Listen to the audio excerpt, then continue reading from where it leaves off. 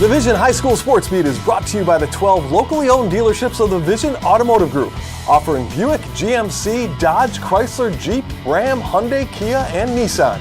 Check out all the selection at any location online at visionauto.com.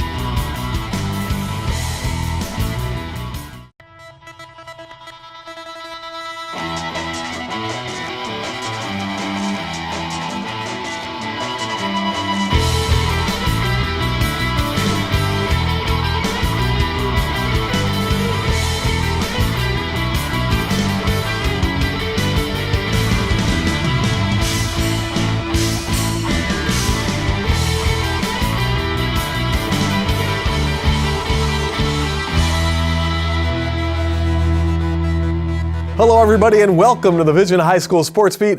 I'm Dave Yates. We begin this week with something a little different. It's a recent addition to high school sports, clay target shooting.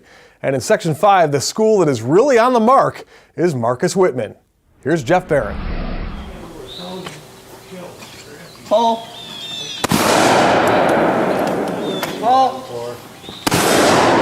It's the fastest growing team sport in New York State.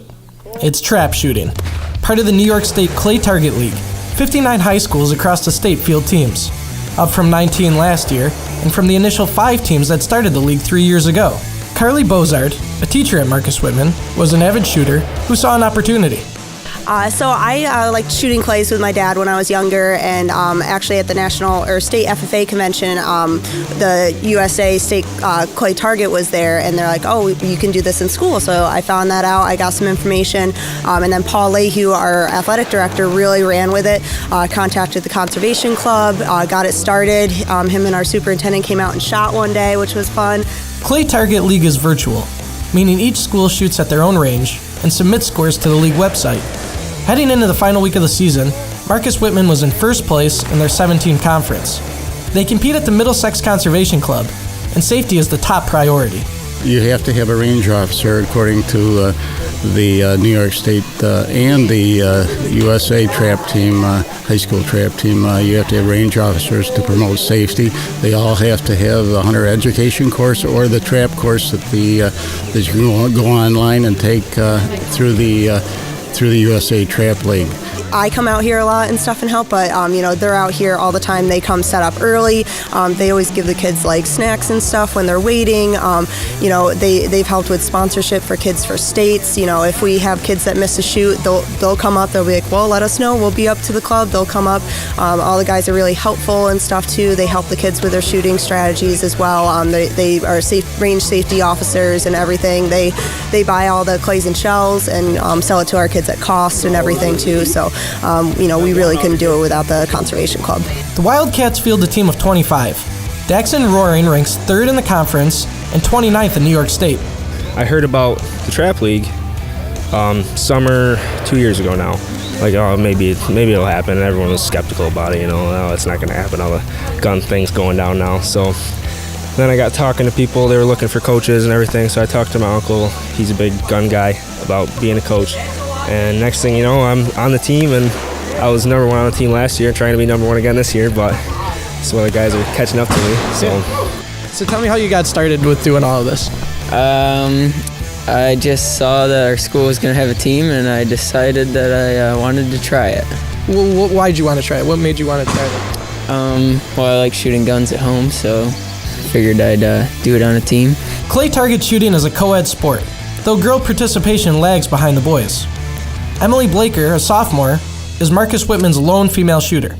It's a little hard, but it's okay because, there's a lot less drama and stuff on the team, but I get along with a lot of the boys pretty well. Good. So what goes into being a good shooter? Your good stance and your focus and always following through, never stuttering or... Among the girls, Emily ranks 7th in the conference, a skill she inherited from her family, no doubt. My grandpa would always take me over to his gun club at the summertime, and I would always trap shoot with them, and I just got really into it. Is that something you like doing with your family, with your dad, with your grandpa? Yes, it is. It's really fun. We're actually in the Brown Jug. The Wildcats finished 4th in their conference last season. With 16 returning shooters, they were hopeful for some improvement. the improvement that we've seen from last year to this year, it's crazy, and it really makes us excited. You know, we checked the scores this morning. We're still first in our conference, which we're really proud of, and the kids have really worked hard. You know, just on their own. You know, not just us, but they do a lot on their own too. A lot of them are avid hunters, so that's kind of why they really got into it and stuff. You know, last season it was like kind of rare for us to get a kid that got like 20 or higher out of 25 in a round, and this year we've already had 2 kids get straight 25 patches, so they haven't missed a single shot in a round. It's been fun this year, and I've done pretty good.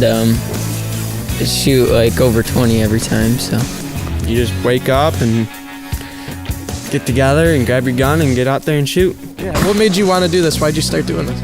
Well, you know, because my brother, he started, and his other 2 kids over before me, they got the clay shoot together, so he quit, so I wanted to take in the spot. Yeah. Are you liking it? Do you like? It's really fun, and I'm gonna keep on doing it until, you know, I graduate. So with the current climate in today's society, this may seem odd to most. However, what they stress here is safety first, and the team takes that message with them. It's a very controversial subject, I guess. People in school for our senior projects, people were doing gun rates and this and that. I kind of try to stay out of it because I feel like I'll be talking to them for an hour. But I mean, if you're safe and you know how to use a gun, you're properly educated and all that, it's all up to you, I guess. If you're safe, you're gonna be safe. Tell me a little about Scope, what that's all about. Scope is a Second Amendment's right organization throughout the state, and I belong to the Yates County. I'm the vice chair of the Yates County Scope, and we have sponsored the Boy Scouts, the 4-H Cornell 4-H shooting sports team in Yates County for about 15 years. We bought them all their ammunition, guns to shoot the 4-H program. Hopefully Governor Cuomo doesn't take our guns away. From the Middlesex Conservation Club, this is Jeff Barron for the Vision High School Sports Beat.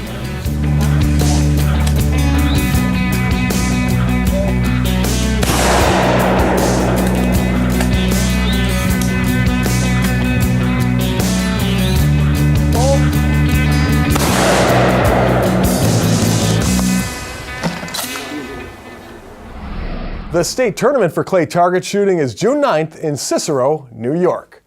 Well, coming up, Paul Gotham and the Dunkin' Donuts High School Notebook. We've got that and more when the Vision High School Sports Beat continues.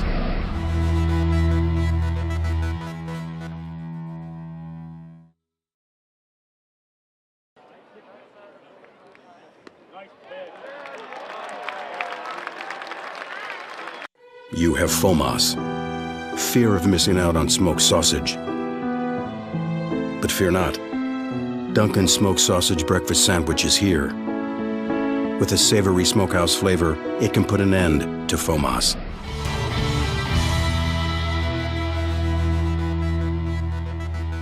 And welcome back to the Vision High School Sports Beat. I'm Dave Yates. It is time now for the High School Notebook, brought to you by Dunkin' Donuts. America runs on Dunkin'. And as always, we are joined by Paul Gotham from PickandSplinters.com. All right, Paul, thanks as always for joining us. Let's talk about what's on the website right now. What should we be looking for? We'll have all the recaps from the sectional finals. Great action there, taking us into the Far West Regionals, and hopefully live from Oklahoma covering Monroe Community College baseball.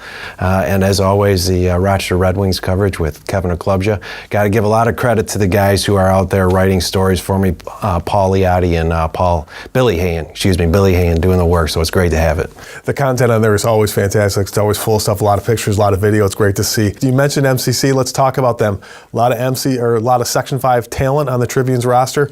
How about the weekend that they had? It's great to see the Tribunes secure their spot to the Junior College World Series with a lot of Section 5 guys. Matt Petrosi from Fairport threw 7 innings in the Game 1 win over Westchester Community College. You got Kaz Abazic playing shortstop. You got Phil Ferrante DH, and you got Brennan Smith out in right field, TJ Lucy in left field. A lot of Section 5 guys.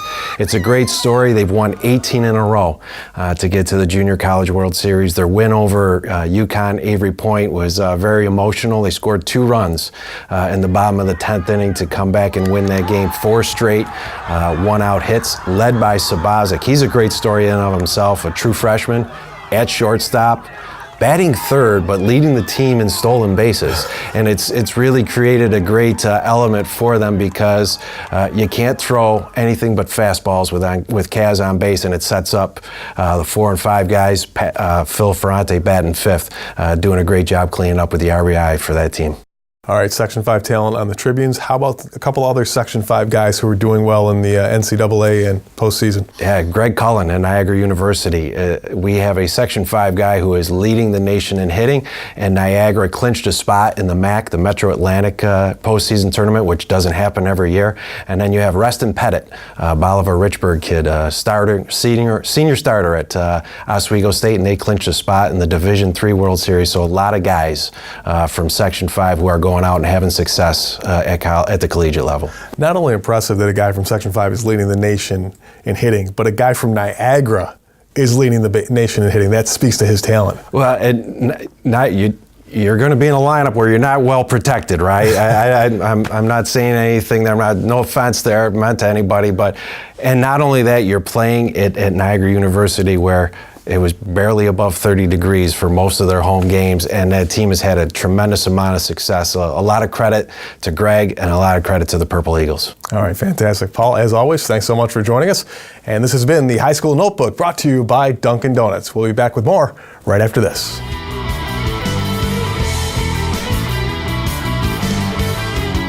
Coming up next, the Wegmans Making the Grade nominee with Kim.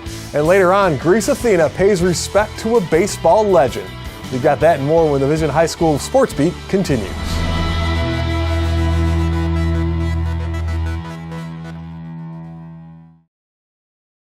Came now to Eichel. He floated one.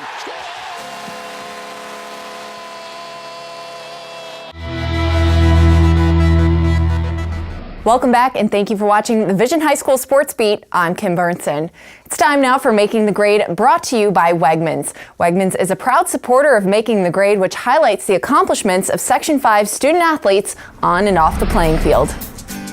Making the grade this week is Bishop Kearney senior Allure Simmons. As a small forward and four-year varsity standout, Allure has made a huge impact on the varsity basketball team at Bishop Kearney.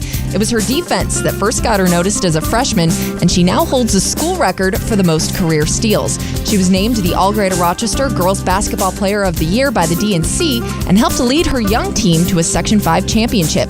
She was a Defensive Player of the Year, Sectional MVP, and was nominated as a Ronald McDonald All-American. Off the court, Allure is a huge help at home. She aids her mother, who struggles with a long-term illness, and helps with her daily dialysis treatment, all while holding a part-time job at Wegmans. With all the responsibility she endures, she never let it affect her schoolwork. Allure is an honor roll student who holds a 3.7 GPA. Next fall, she plans to attend Monmouth University to study and continue her basketball career at the next level. Nominated for her willingness to succeed in all that she takes on, this week Allure Simmons is making the grade. If you have a student in mind for our Making the Grade segment, we want your nominations. Send them into info@classywolf.com. And now here's Dave with the Section 5 Spotlight. Well, thanks, Kim. Here are some of the athletes, teams, and coaches making news in this week's Section 5 Spotlight, brought to you by McCardles in Fairport. Come home to McCardles. Well, congrats to Webster Thomas boys lacrosse coach Rob Ruler on winning his 200th career game, an 11-6 triumph over Baldwinsville. Coach Ruler is in his 15th season with the Titans. The East High Eagles are RCAC champs after beating last year's champ Franklin by a 3-2 margin.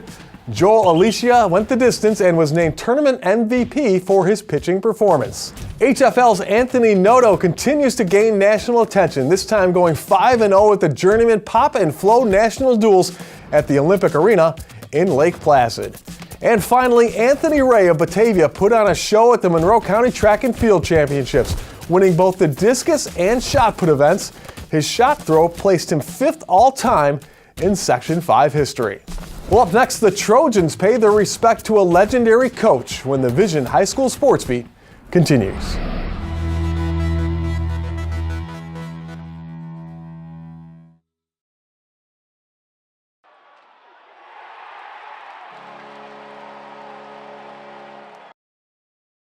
Hello, everyone. Welcome back, and thanks for joining us on the Vision High School Sports Beat. I'm Dave Yates.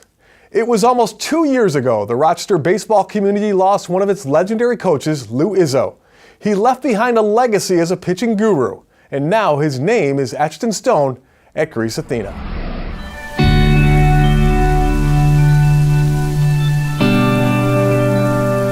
Greece Athena Senior Day 2018, an afternoon to recognize the efforts of players who will be graduating and moving on to future pursuits. So we're going to start with number 1, Ryan Ballard. It was also a time to remember former assistant Lou Izzo, who passed away nearly 2 years ago. Lou's passion for not just the game, but passion for people. You know, he cared really more about the people. He was a people coach through baseball. He was a second father to me. He was a guy that just really cared about people in general. Yeah, so I think baseball in general in Rochester was bettered by what Lou did. He's so connected with, different leagues and, the private instruction, and he was one of those guys that didn't matter who you were.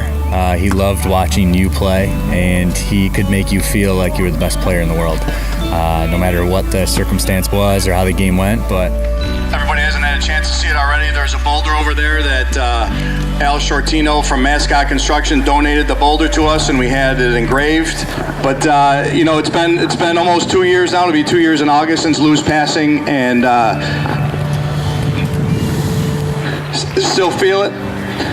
And just wanted to say that he was a big part of our family and a big part of my life.